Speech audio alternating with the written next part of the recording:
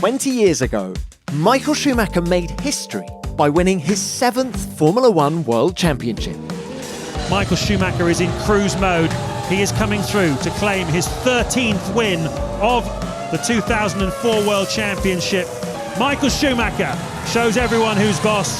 The Italian flags proudly proclaim the car as being made in Italy, but the driver, his gift made in heaven. 2004 was Schumacher's most dominant title. With 13 wins from just 18 Grand Prix, the most victories he ever secured in a season, Michael broke his own record of the most drivers' titles in F1 history at the time and became the only driver to this day to win 5 championships in a row. 2004, definitely faster car in all areas, and Michael as well, I would say, faster driver himself than 2003. The ease that he did achieve, the results that he had in that year, it's probably fair to say it was his best season. Obviously, a driver is an athlete that wants to win, but he never ever gave the impression that the team was not at the center of his project, at the center of his mind.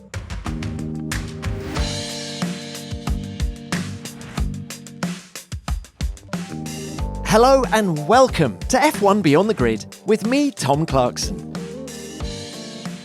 2024 marks the 20th anniversary of Michael Schumacher's 7th and final Formula One World Championship. In one of F1's most dominant eras, Schumacher won 5 consecutive titles with Ferrari from 2000 to 2004, the last of which epitomised his sheer ruthlessness on track. Winning 12 of the opening 13 races, the German wrapped up the title in Belgium on the 29th of August. There were still 4 Grand Prix left on the calendar. Compare that to 2003, when Schumacher clinched the championship from McLaren's Kimi Räikkönen by just 2 points at the final race. And you can't help but ask, why was Michael in a league of his own in 2004? In this episode, some of the key people behind Michael's success share fascinating insights into why 2004 was his best ever season and how it felt to ride that wave of success with him. As Michael's media and PR consultant, Sabine Kehm has a unique perspective on this euphoric period. She reveals the self-doubt he experienced going into a new season, the sacrifices he made to achieve his dreams, and what he was like to work with off-track. Ferrari sporting director Diego Ioverno was the team's gearbox engineer in 2004. He paints a vivid picture of Ferrari's winning mentality back then, playing football with Michael in their downtime, and what made Michael stand out from the other world-class drivers that Diego's worked with. But first, we're going to hear from Andrea Stella. Today, he's McLaren team principal, but 20 years ago, he played a key role in Ferrari's triumphs. Andrea, what was your role at Ferrari in the early 2000s? Yeah, in the early 2000s, I was a performance engineer, which is in a way still similar to the performance engineer we have nowadays, whereby you fundamentally look at the data to make sure you assess and extract as much performance as possible for the car and the driver. So maximizing the car from a setup point of view, tire utilization point of view, but also the driving and how you drive it in the fastest possible way. So in addition to that, at the time, electronics was free. So you had free traction control, free engine braking, free differential, free torque control. And this meant that we were busy. Like you had even the channel where meter by meter you could adapt these kind of what we called strategies, control strategies at the time, but also meant that the driver was busy because he could adapt traction control, engine braking while driving. Sometimes the driver would say, like, I'm not sure, is this component of traction control or is the other component of traction control? So you needed to be totally in phase with the driver. We used to say you need to be with the driver in the car and help him through the telemetry, because you need to zoom and see, oh, is this component of traction control? So for corner 5, this component of traction control, -1. So it was busy, it was very interesting. And was Michael all over the data? Well, I think in a way the fact that electronics was free and there was so much margin to optimize what you had, but also to develop beyond what you had, beyond what existed, that Michael could exploit so well. Even his intellectual, ability, capacity, his commitment, his interest in details, his understanding of what a traction control can do combined with a softer rear anti-roll bar can do. And let's not go too far with traction control because I want to make sure we get the grip from the rear axle before we cover oversteer with traction control. I think he was so prepared about his business that he could kind of strike this balance very well. And also not being overwhelmed by being in charge of so many options while driving. So I think this was, if anything, a weapon at the time that played to his strengths.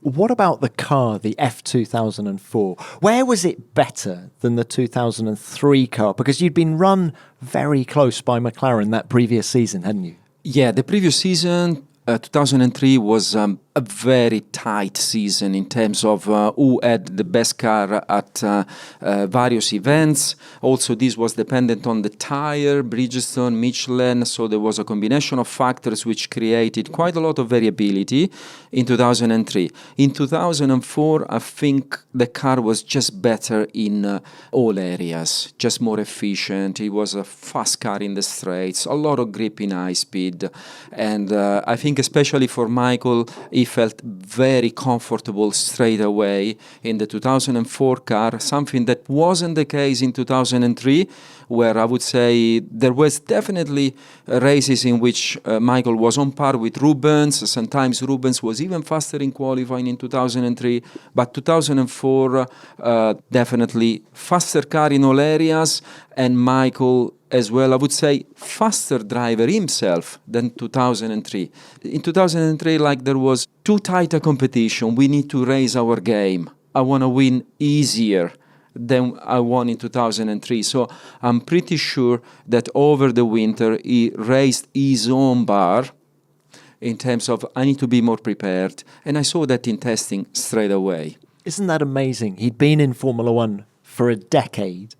And yet you're saying he was still able to improve his performance that much over a winter. What we're talking about is, if anything, one of the key features that makes Michael so unique. Just raising your own bar, which immediately means I'm making myself uncomfortable. Because I raise the bar and then from the moment after I need to chase it. And I need to chase it at physical level, I need to chase it at developing my driving, I need to chase it by working closer with my engineers. And I make an example, he kept saying, I'm feeling that the car is going at the rear, but I'm too slow to control it because you feel it, but with your hands and with your throttle, you just have 0.2 of a second, 1/10 of a second, but I'm feeling it. So you should be able in the data to see it and to do something with traction control. And he kept repeating it. And myself and the group I was working with, we were like, where is the answer? Where is the answer? But he pushed so much that we found the answer. And we found a specific combination of channel, we increased the speed of our software routines, and we created something that he said, I'm feeling the traction control before I can actually do anything with my own controls. We would have not achieved it without Michael pushing so much. And it was uncomfortable. It was uncomfortable for him to keep pushing the team, and it was uncomfortable for us to say, I'm not sure we have a solution.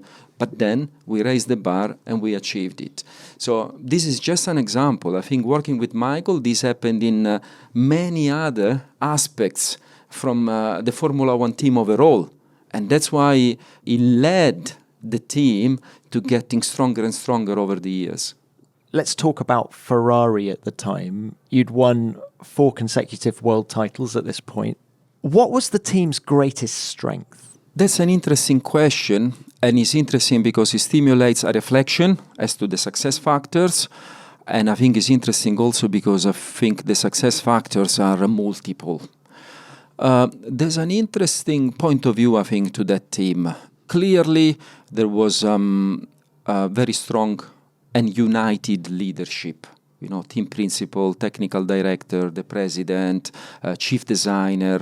Like, it was a united team. Everyone feeling like we are part of a team, you know, with a clear objective.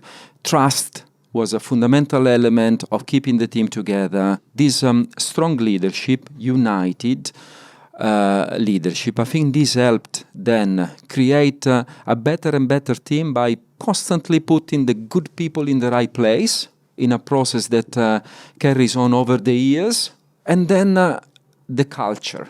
Like, there were, maybe at the time, culture wasn't as, frequent word as it is at the moment in conversations, in understanding why teams are successful, but definitely you could feel it. And looking at that team from my position now, and from having gone through a certain journey myself, I think culture was established and was a strong element. Now, Michael won 72% of the races that year, his most successful season. Were there any hiccups along the way? Do you remember any dramatic moments? In reality, the first part of the season was extremely successful because we won 12 out of 13 races. And the one that we didn't win is the one in which we crashed with Montoya in the tunnel in Monaco. Behind the safety car. Behind the safety car, while Montoya was, I think, one lap down. So it was like, I think, a big hiccup in terms of like, oh, what an opportunity to have a full, streak of victories. In fairness, I think that weekend Renault were very strong. So I'm not sure, even without the crash under the tunnel in these weird circumstances, I'm not sure we could have been actually in condition to win that race, because Michael would have needed to put together a sequence of incredible laps to open a full pit stop on the Renault that had pitted already. If anything, that was a bit of a hiccup. But after that, we won the next 7 races in a row again. And then when it was the time to win the championship in Spa, we didn't win the race. Where, in one of the tracks in which we thought, it's Michael's track, our car should be good. But I remember that day, the tires, the working range was such that at every safety car restart, we were losing positions. And there were many safety car restarts. So we were kind of not in the right place with the tires for the race in 2004 in Spa. After that, I think we only won Japan. We spun in China in the qualifying lap, and I remember that there's a little bit of a story, because I was a little depressed because it wasn't a good race. And Michael looked at me like, "Are you okay?" I said, "Yeah, that wasn't a good weekend, Michael, was it?" He said, "Don't worry, Japan is our ground." And then we went to Japan and dominated, even though there was, I think that was the year of the typhoon. Typhoon Maron, yes, and we had qualifying on Sunday morning. Yeah, so huge pressure. Yeah, but I remember that, the feeling, we were so confident. Great season, amazing. Possibly in the final 4 or 5 races, we had a couple of hiccups that affected us. When you've won both championships, you win the Constructors' Championship in Hungary, yes. As you say, Michael wins the Drivers' Championship in Spa. Belgium, yeah. So effectively there's nothing more to fight for. In that era of Ferrari, did anyone take their foot off the gas, or is it flat out until the end?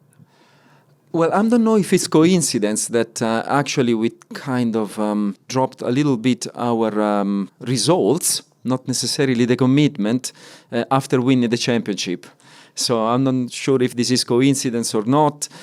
I think the ethos in that team is never enough. Obviously, 2004 came after a long period of pushing, because this started in effectively in 96 when Michael joined Ferrari. I wasn't there. I joined in 2000, so I was really benefiting for an incredible work that people before me had done at Ferrari, and I had the luck to join a team that was already in 2000, possibly already the best team, but then kept growing over time. Then 2005 is difficult to judge because there were significant changes of regulation from an aerodynamic point of view, and also the tire regulation change with a single tire for the race, where I think Bridgestone was put in a difficult position. It's a change that came late in 2004, if I don't remember wrongly. So 2005 was a difficult season. But we responded, we reacted, and 2006 we were in condition to win the championship again. One more question about 2004. It was the era of one-lap qualifying. Was Michael good at that? It was also the era where you had the single engine for a weekend, I think. And often in P1 we would go out and do a single lap. P1, you go out, you do a single lap. Just Michael was incredible. You know, like he would do lap times that people can only do after they've done 4 or 5 laps. They found their references. Okay, now I put it together. So it definitely had this capacity to push at the limit, potentially even slightly beyond, because of his unique ability to control the car. But then when it was the single lap in qualifying, not necessarily it would materialize as good as the single lap in P1, because he was also attacking all the time, you know. And by then everyone will have found their references, and by then the lap counted a little bit more. And especially in 2003, one of the reasons why we struggled is that I do remember I was a performance engineer, so for me it was a reason of certainly discontent. Often we had too much oversteer, like he was attacking, even in the single lap, and sometimes going too far beyond the limit and paying a bit of a price. One of those where if you have a second attempt or a second set, and you use this information, then you would do a much faster lap. So I don't think it was a benefit for Michael to have a single lap in qualifying. So, in conclusion, Andrea, you spent a decade and a half at Ferrari. Can we say the 2004 season was your most enjoyable? It is definitely, in terms of results and achievements, one of the most enjoyable. One thing I enjoyed very much in 2004 is the winter testing. There's a winter testing in Imola in which we went with the 2003 and the 2004 car, things that you cannot do nowadays anymore, and they were so instructive for a team and even for the engineers, because you have, you know, 2 different cars at the same time with the same tires. You learn so much. And what we were learning at the time is that the 2003 could be like maybe 2/10 off the 2004 on a single lap, but then the 2004 was so consistent, just repeating the same lap time, while the 2003 was degrading massively. I think there was, in general, like big smiles in the garage, and then this gave us a great feeling. And sometimes I think I would like to feel the same in a winter testing like I felt in 2004 in Imola when we were comparing with the previous year's car. Being able to back-to-back the old and the new cars at Imola must have been so useful. But what great insight from Andrea about the car, about Michael, and how he consistently raised the bar. And of course, about Ferrari. It seemed Andrea really enjoyed remembering this period too.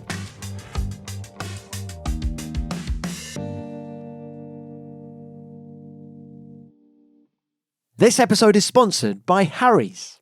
Winning in sport comes down to having that extra edge, and the same goes for shaving. Harry's gives you that sharp, unbeatable edge every time. I've been using Harry's for a while now, and I haven't looked back. The weighted handle feels solid, the packaging is sleek, and it's a standout in my bathroom. The shave?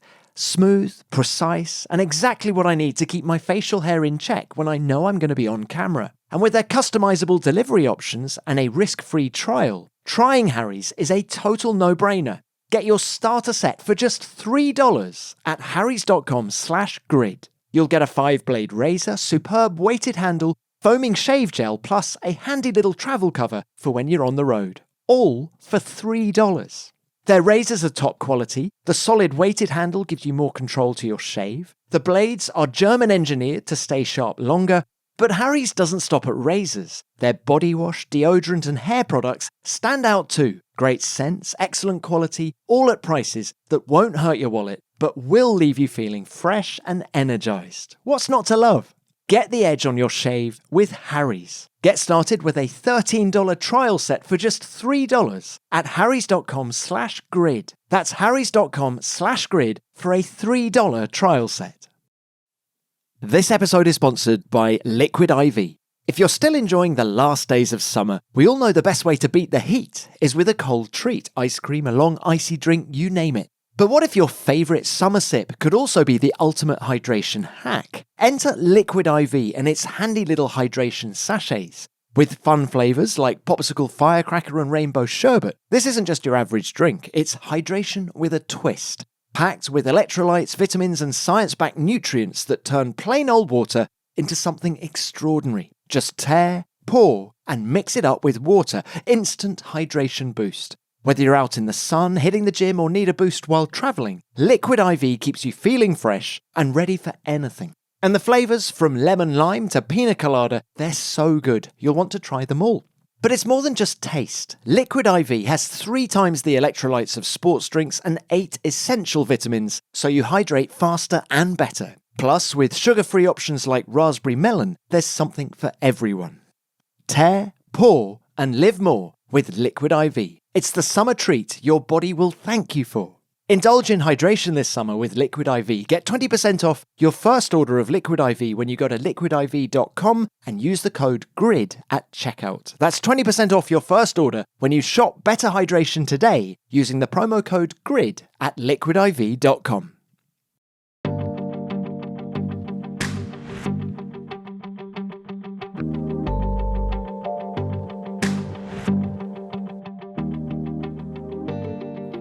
Sabine Kehm was a 29-year-old journalist when she first interviewed Schumacher at the 1994 German Grand Prix.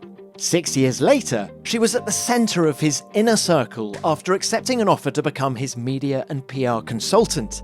I asked Sabine what Michael was like to work with when he was dominating F1 in the early 2000s. Actually, surprisingly, very easy. He was very easy to deal with because he was very straight and very straightforward. He was always very calm, kind, and understanding.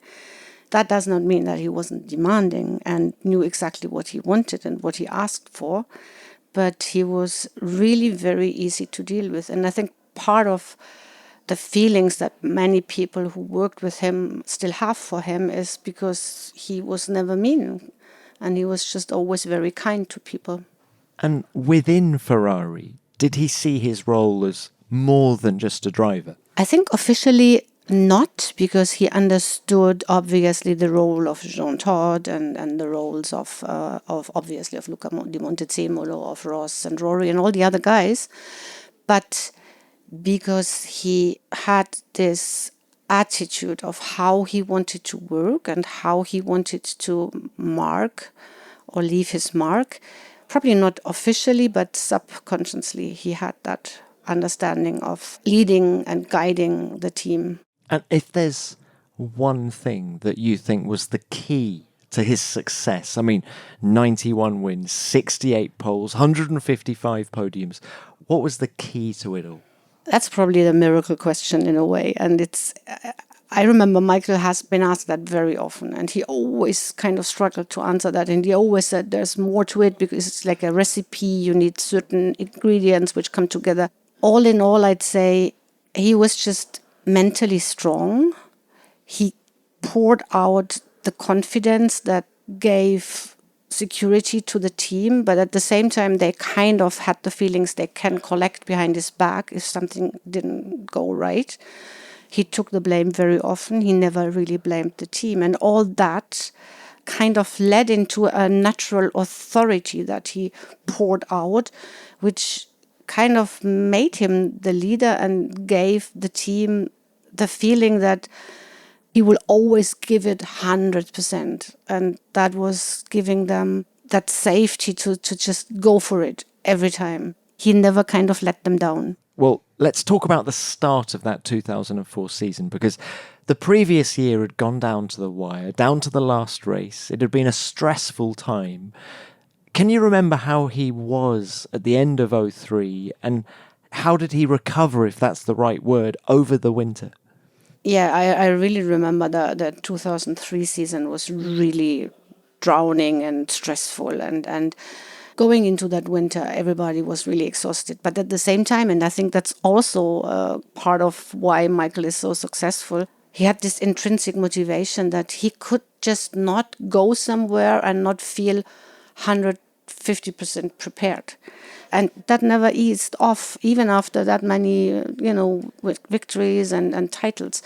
And that was the same in this 2003 season. Of course, he could feel he was extremely tired. And as he would do that in most of the years, he would really disappear and completely unplug. And I remember, usually when you are a world champion, you have hundreds of requests to come to award winning or galas or whatever appreciation things.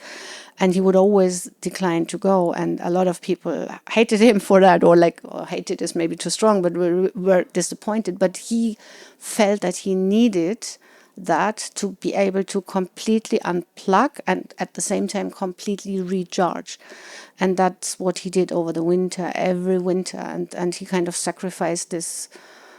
A lot of trophies have not been given to him because he were not coming. A lot of times I was listening, if he's not coming, we have to give that to somebody else. And then Michael would say, okay, then they should give it to somebody else because it's more important. And he clearly always set the priorities right, and they were always in favor of the job in a way, and right for Ferrari.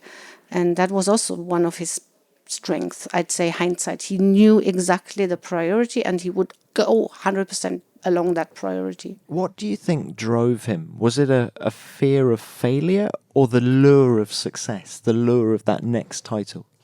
I think definitely not the lure of success, but the lure of perfection and of quality. He was kind of really on the hunt of this feeling, that dissatisfaction that you have when you put the perfect thing together. And I think actually really the love for the sport and, to make it the perfect lap. And I think a lot of drivers are the same. It's really not the title or the victory as a number. It's more that perfect lap, the perfect race, the great duel. I think really what was driving him was the passion for the sport. Can we talk about the perfect season, though? Because 2004 was as close as he got, really, in terms of the number of wins and winning the title early, and the car was so dominant, he was so dominant. I mean, can you remember how confident he felt going to Melbourne for the first race of 2004? I remember that every year, again, at the start of every year, he was extremely unsecure. He was extremely doubtful if he still had it in him, and B, obviously, if the car would make it and if the team would still be hot. So he was really doubting himself a lot. Is it true that he used to ask Jean Todt just for a day's testing at Fiorano just to almost rediscover his talent? Is that true? He used to do that in the winter? Yeah, he did that sometimes. He had this self-doubts a lot, and he was always kind of having that feeling, maybe I'm not good enough anymore. Maybe I've lost it. And so when he kind of, all that winter preseason testing, it was really also for himself to find out, am I still good enough? And then obviously the obvious question is the car. What about the car? Is that a winning? And he would have a very straight feeling of the car, and he knew exactly that's going to be a year I can fight for the title or not. And in 2004, the first tests were just very encouraging. He would immediately have the feeling we can fight again for the title. And if I remember that correctly, I think he even said that straight away. That's a winning contender. That's a title contender. These feelings were really good. It was always kind of, is the thumb going up or down when he came out of a car for the first time. I remember also Luca Di Montezemolo was there often, and it was really everybody kind of waited for Michael's reaction when he came out of the car. Sabine, he won 12 of the opening 13 races that season. Did he ever take winning for granted? No, definitely not. And I think if you do that, that's becoming very dangerous, because then you kind of let loose And Michael never did that. As much as he was questioning himself prior to a season, he was also questioning himself during a season. And even after that many victories, he would still go into a race and, but we have to be careful and maybe not, and we have to take care of that. He hated the feeling to be not 100% prepared. And so he was working the same amount and the same deepness, if I can say that like this, into every race. The testament to that is if you look at him celebrating on the podiums. I think you never had the feeling that he kind of wasn't exactly enjoying the win number 75 as he did number 3. I always felt, how can you say that man is a machine, which at the time a lot of people were, because he was just constantly delivering. And I always thought, look at him at the podium, you see he's full of emotions. It's funny we're talking about the podium because he wins the title at Spa, but he doesn't actually win that race because Kimi Räikkönen won that. Do you think that irked him in any way, that he didn't win the race in which he won the title? Definitely, that definitely irked him. He was coming up and he was really, if I may say, pissed is maybe too strong a word, but he was, because it was the winning title and because it was in Spa, he would have wanted it to be the perfect, moment. And having not won the race and having come second, he was like, he wasn't really happy about that.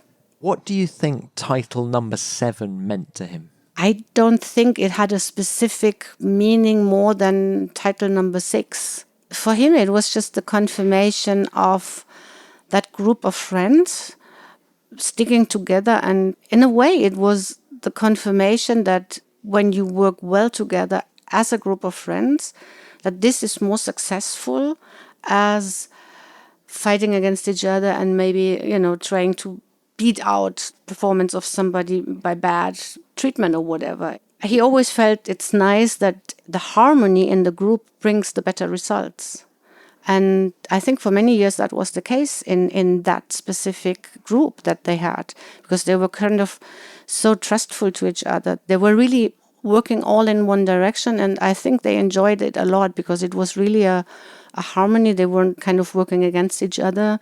And Michael enjoyed that spirit in the team massively. And did he enjoy a good party with the people in the team? Oh, let's yes. talk about the Sunday night of Spa. He's just won the title.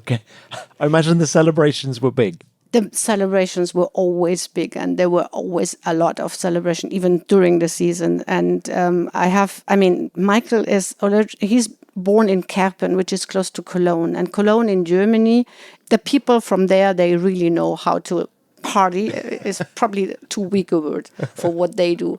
So, and Michael was, from that area, and he could party, and he partied hard, and he loved to party hard. And it was, I have a lot of very, very good memories of heavy parties, and that was really nice. And Michael was kind of, as much as he liked to take them with him on the success, he also liked to make people drunk and draw them into a party and let them go loose. And because Italians, I remember after the 2000 title, when it was the big party, it was not so easy to get them to make them drunk. He has such an infectious character, doesn't he? Yes, that's what I remember of that era. No. But there were also other highlights in 2004. And I did want to ask you about Japan, when he and brother Ralph were first and second. Did a result like that mean a lot to Michael? Yes, of course. I mean, it was kind of his little brother. And of course, they were rivals on the track, and both were representing their teams and so on. So they had to fight against, and they did fight against each other as they were in their childhood. But still, it's your little brother. And when Ralph was karting, when he was a kid and karting, Michael was his mechanic. So Michael was just really proud, Yeah, that meant, these few podiums, there were more than just one. When they were together on the podiums, Michael was really proud about Ralph's achievement. So Sabine, final one from me is, do you think 2004 was Michael's best season? Clearly, statistically, it was his best season. And I think from the ease that he kind of did achieve the results that he had in that year, it's probably fair to say it was his best season. Sometimes these wins are sweeter when they are really very, very difficult. And some of the wins were maybe a bit easier in that year. But at the same time, I always had the feeling in all the years, there were more and more puzzle parts coming together.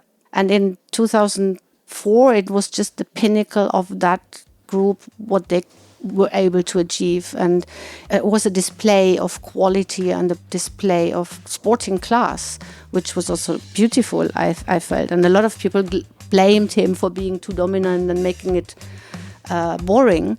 And I always felt that's just sporting extra class. And that's also very beautiful. Yes, it was the pinnacle of what that group was able to achieve. Peak Ferrari.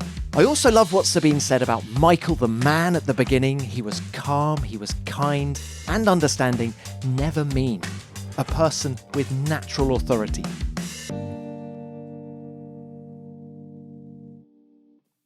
This episode is brought to you by Bitdefender, the official cybersecurity partner of Ferrari. In cybersecurity and Formula One, every millisecond counts. Only the most advanced cars and dedicated teamwork win races on the track, and only the most advanced security technology and elite specialists have the power to prevent, defend, and stop cyber attacks. Technology makes all the difference in who has a clear advantage, where Bitdefender is renowned for driving leading-edge innovation in cybersecurity.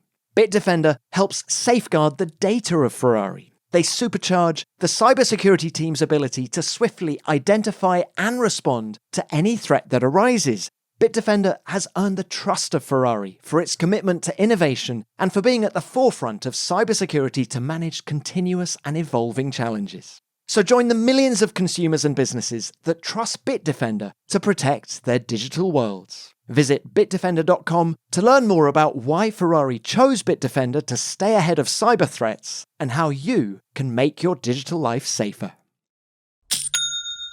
Whether you're selling a little or a lot, Shopify's got your back, however you ka-ching. It's the global commerce platform that's with you every step of the way, from launching your online store to opening your first physical shop and even hitting that million-order milestone. Whether you're into selling soap or outdoor gear, Shopify helps you sell everywhere. Online, in-store, wherever your customers are, because its all-in-one platform and in-person POS system makes it easy. Turn browsers into buyers with the internet's best converting checkout, 36% better on average than other leading platforms. And with Shopify Magic, their AI-powered assistant, you can sell more with less effort as it whips up captivating content for your customers. What do I love about Shopify? It gives you everything you need to take control and grow your business, no matter how big your dreams are. With a variety of built-in tools and third-party apps dedicated to on-demand printing and accounting to chatbots and more. It's got everything you need to revolutionize your business, and its award-winning help is on hand to support you at every turn. It's the platform behind 10% of all US e-commerce, powering brands like Allbirds, Rothy's, and millions of others across 175 countries. Because businesses that grow with Shopify. Sign up for a $1 per month trial period at shopify.com/beyondthegrid, all lowercase. Go to shopify.com/beyondthegrid now to grow your business, no matter what stage you're in. Shopify.com/beyondthegrid.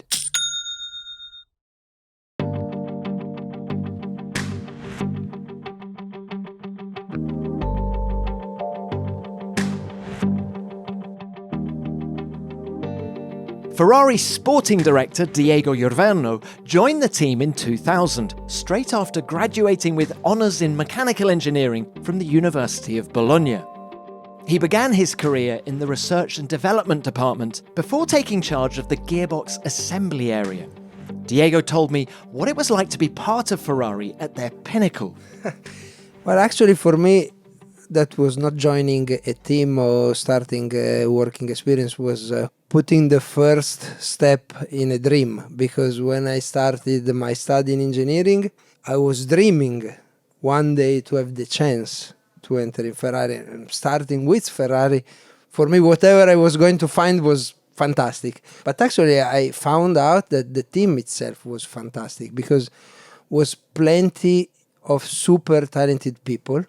There was Ross Brawn, Rory Byrne, Stefano Domenicali, Nicolas Tombasis, Aldo Costa, and then a young student joining could also try to give a contribution, but more than everything was just admiring this group of fantastic technicians and two amazing drivers, because at that time, straight away, I realized walking into the company how big was the junction, the love, the combination between the people working, Michael, and also Rubens at that time. So by 2004, what job were you doing inside the team? By 2004, I was a bit older, 4 years. At that time, 4 years were looking like 40 years, because everything was happening in such an intense way that my experience, especially life experience, was growing at the level to be part of the racing team. So I started like a lab engineer, and 2004 I was the gearbox engineer for the racing team, looking after the gear shift, gearbox assembly, gearbox reliability, clutch, power steering, hydraulic system. So I was traveling all the races with the team, dealing with the drivers, dealing with the others engineer, learning and trying to give a contribution. And tell us a little bit more about the contribution. In terms of the gearbox, how many kilometers would they do? How many gearboxes did you get through in a season? That was a completely different age compared to now. There were basically no limitation. One of the things that was more amazing was the number of gears you had to choose. Now you have 8 gears, and are those 8 for all the year, no? At that time, the gearbox, Ferrari gearbox, had 7 gears, but you had 72 gears pair to be picked up and decided session by session. I remember that we were very used to change ratios across sessions. We were also sometimes forced to change ratios. For instance, I remember very well in 2003 between qualifying warm-up, that it was in 2003, and the quali itself. So that was challenging. Was a lot related to driving style, what the driver wants to do, but then there was the power steering that was a bit of a nightmare. There was the differential control, the start. There was quite a lot to do. It's not that the gearbox engineer was doing everything by itself, but was let's say was the expert, the hardware expert, the control expert, and then there were the performance engineer. For Michael was Andrea Stella, that I think you know quite well as well, that were giving the target, and together we were trying to make the driver and the car happy. And there'd been a rule change going into 2004 as well. There was a ban on fully automatic gearboxes. How did that change what you had to do? Well, at the beginning was a bit of a scary change, because we had the feeling that it could have been much more complicated, but it ended up that was manageable, and drivers were talented enough, good enough to learn how to handle without doing damages.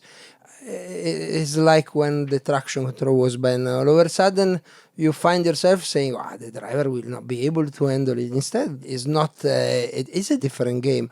We have seen plenty of them. Honestly, on the gearbox, the big step change was with the fast shift gearboxes that were introduced a couple of years later. The 2004 situation was more a fear that didn't really turn out to be a real danger.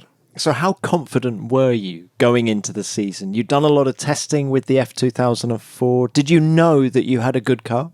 We have just to remember that we were coming from a year where we won, but struggling a lot. I mean, winning the last race as in 2003, after all the struggles we had and so on, was for sure giving us pressure over winter. And at that time, the simulation level, the level of preparation you could have carried out off the track was not at the level of today. So till the first running day, we were, I'm not saying scared, but we had doubts. But I will never forget the face of Michael when jumped out from the car after the first lap in Fiorano, and the smile he had. And at that time, we realized that the car was good.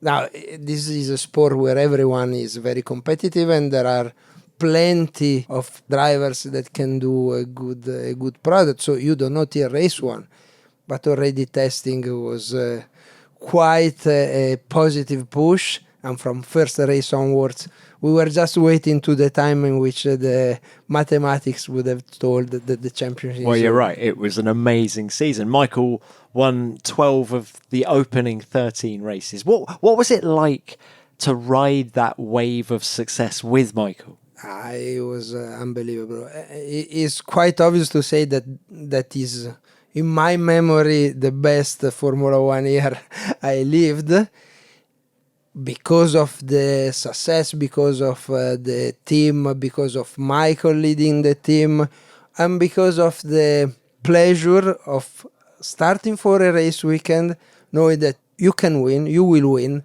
How you will win is the real question mark, and then how you will enjoy the win is the next step. No, after some races, one of the main focus of the weekend was, where are we going to play soccer on Thursday night? Really? Yeah, because it was part of being the team that we were, no? Enjoying what we were doing.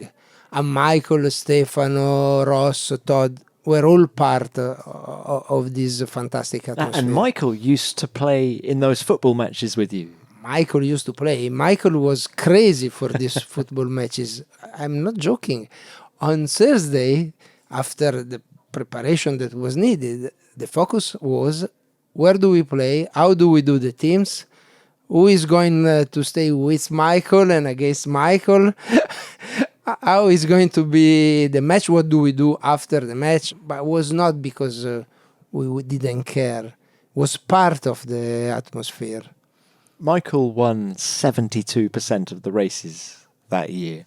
Do you have a standout memory, a highlight?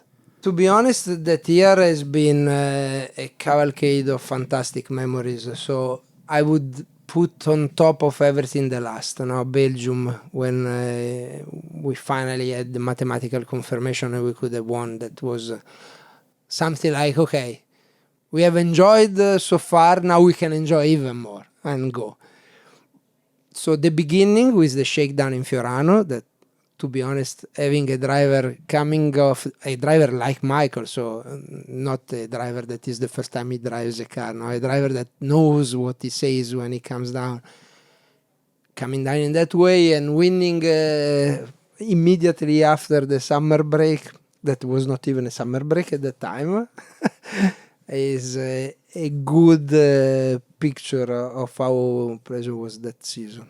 Can you remember how you celebrated? I can remember, but I don't know if I can tell you. No, we did joking. Ferrari and Michael, we took all the hotel and we did a super party among us. I still have pictures of the party hidden in my in my desk. It was a good one. Diego, you've worked with many great drivers during your time at Ferrari. Fernando Alonso's been here, Sebastian Vettel's been here, Charles and Carlos now. Kimi, of course. But what stood out about Michael Schumacher? What made him different? I think Michael is a fantastic team player.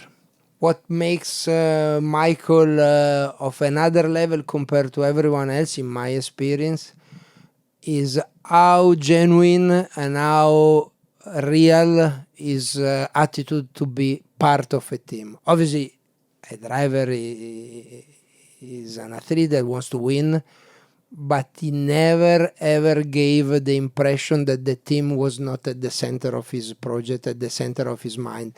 Team being everyone, mechanics, engineers.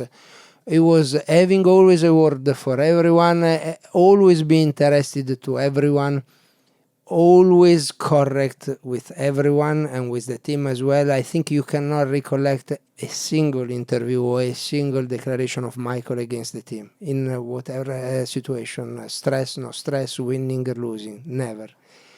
I still remember when we failed the engine in 2006, and he came into the radio and said, sorry guys.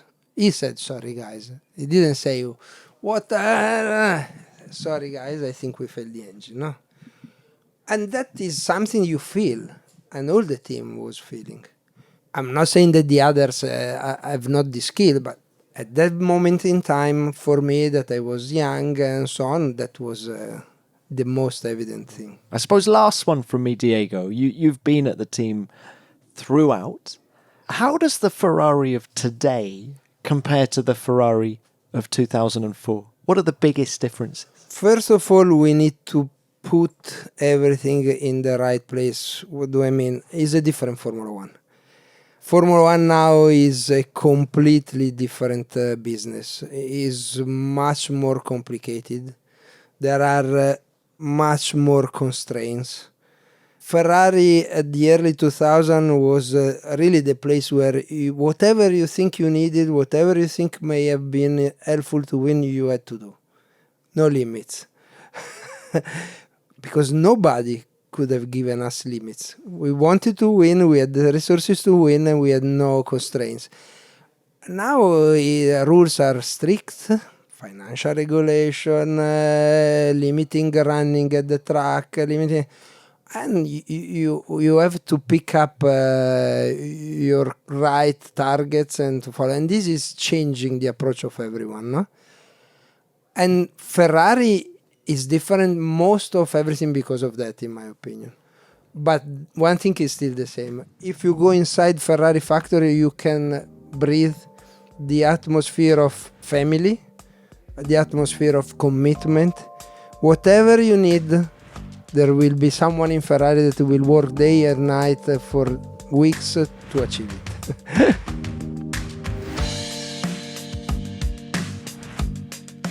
The commitment of everyone in Ferrari still sounds very much the same today as it was back in 2004. Although I like what Diego says about the soccer matches on Thursdays being central to the team's race weekend plans in 2004. I remember watching some of those matches. They were intense affairs with Michael front and centre.